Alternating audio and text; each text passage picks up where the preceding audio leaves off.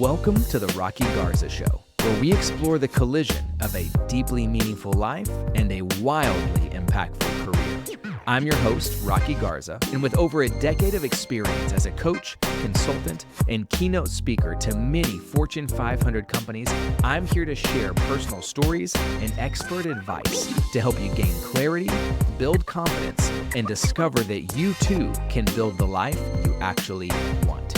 Whether you're a high achiever looking for a more full life or a leader striving for professional success with purpose, this podcast was designed with you in mind. Emotion versus logic. Two things that we often say can't exist at the same time. We either need to make an emotional decision or we need to make a logical one, but the reality in holding space for both, we rarely give ourselves the opportunity for. But the truth is that your emotions are lying to you, and so logic. If you are only ever allowing yourself to listen to just one. I think when we do that, we only ever make half-informed decisions. See, the reality, I think so often we tend to want to fall into the camp that says we make logical decisions or we make rational decisions or we make emotional decisions or we are more emotional or we're more logical or we like to choose one or the other, because I think so often many of us, myself included, at times we're looking to find a place to land. We're looking for that identifiable factor, that thing that we can say, there's other people out there like me. I don't have to think just on my own or be just on my own. And if I can say I'm a logical person or I can say I'm a feelings person, then I know there's other people out there who are with me who are going to support me. And so what I want to encourage us today is that because most of us identify as a feelings person or a facts person, but I rarely find an example in life where life is 100% binary, where it is all feeling or it is all logic. See, I think emotion and logic are both valuable, but neither one of them is ever actually telling us the whole truth. It's never that either one of us on their own is ever really giving us the fullest picture. And therefore, I believe that we'll never actually make the right decision. And if we want to get crazier, we could even say maybe we're never even going to make the truest decision by only choosing one. Real clarity comes from discovering how do we leverage both. I've spent seasons of my life leaning so hard into logic to protect myself, to make sure that I could say and I could rhyme or reason my way out of it. That way, even if it was wrong, I could still tell you why the decision I made was right. And then I've had seasons where I have lived fully into the emotional side.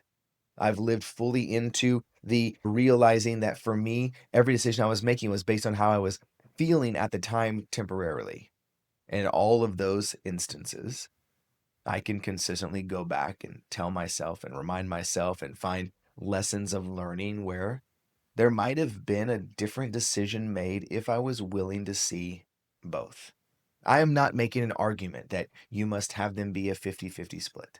I'm not even making an argument that you have to make a decision that you would quantify or qualify as illogical simply because it felt right.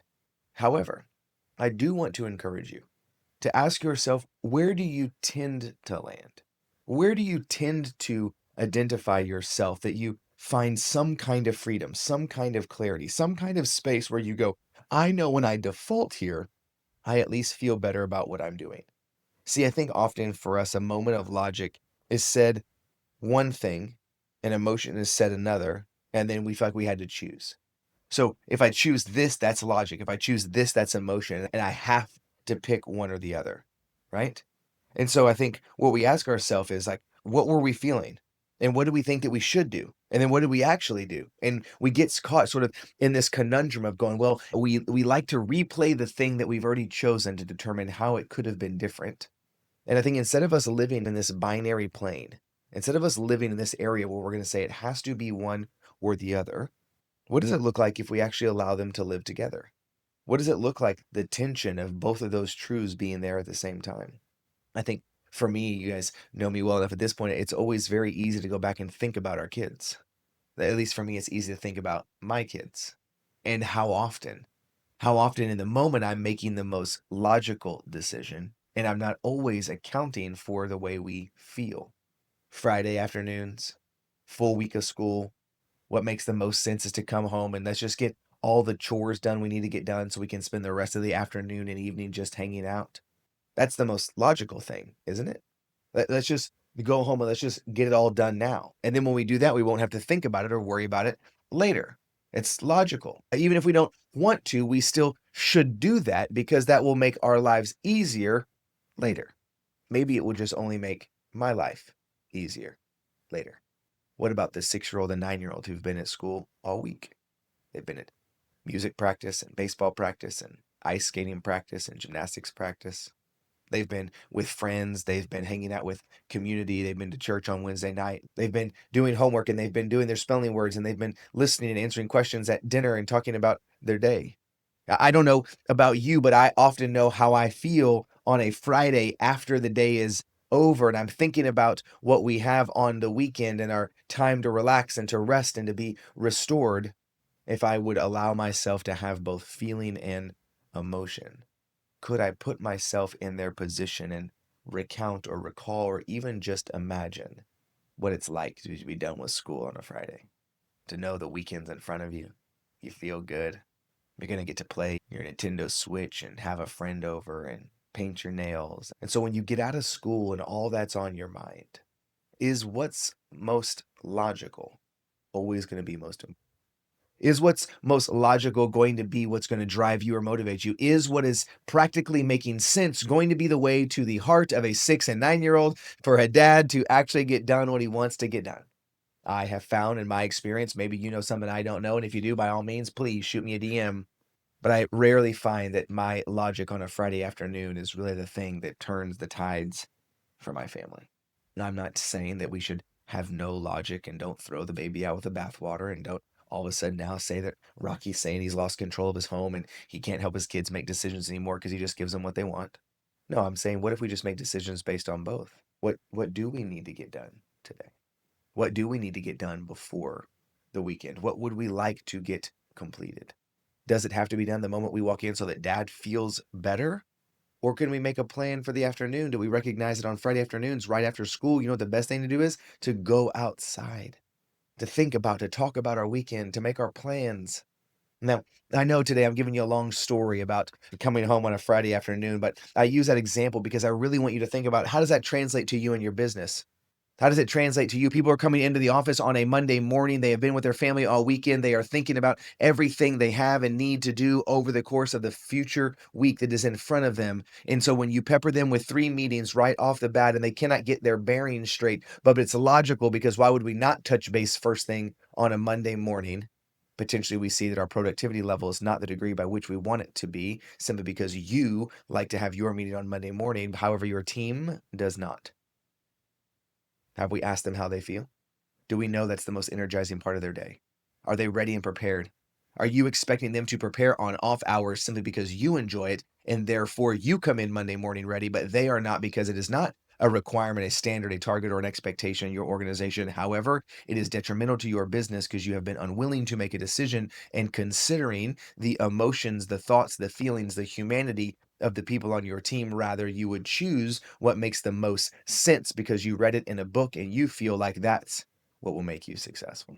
I'm not telling you that's the truth. I don't know you at all. But I do want to ask you, where is a space in your life where you could potentially add a little of emotion to your decision making? I didn't say to go make emotional decisions. I didn't say to be illogical or rational or be spontaneous. I'm not asking you to be off the cuff. I'm not asking you to be, I'm just asking you, where can you add a little emotion to your decision making? Where can some of you add a little logic, a little rationale, a little, even though it doesn't quite feel right, it does in fact make the most sense. And so, how do we marry those things together? I'm not saying that it's easy. I'm not even attempting to tell you that somehow what you're doing is wrong.